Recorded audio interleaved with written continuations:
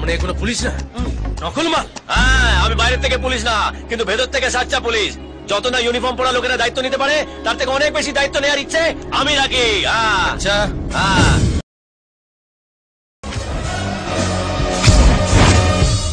ওই পুলিশ কি করছে এখানে? ভাই, ও বলছিল আপনার সাথে কিছু প্ল্যান নিয়ে ডিসকাস করার আছে। প্ল্যান? কি প্ল্যান? এক্ষুনি বলছি ভাই। জিজু একটু হেল্প করো। জিজু? কোনো জিজু ফিজু নেই। না না, আমি কোনো জিজু ফিজু চিনি না।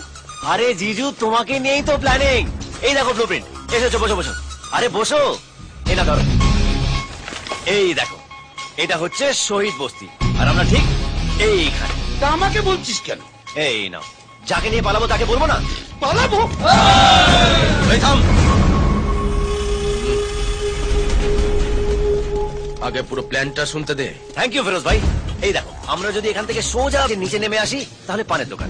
পানের দোকান পেরোলেই সামনে গেলেই সুলভ কমপ্লেক্স। সুলভ কমপ্লেক্স পেরোলেই একটা চায়ের দোকান, আর চায়ের দোকানের পরেই একটা গলি, আর সেই গলি পেরোলেই গলি আর নেই। ভাইয়ের সাথে ওপারে একজন পাঙ্গা নিয়েছিল, ভাই ওকে ওখানে ঠুসে দিয়ে দেয়াল তৈরি করে দিয়েছে। তোমাকে আর জিজুকে কি করে নিয়ে পালাবো সেটা বোঝালাম, এবার দম। জিজু, সরি জিজু, প্ল্যানটা ফেল হয়ে গেল।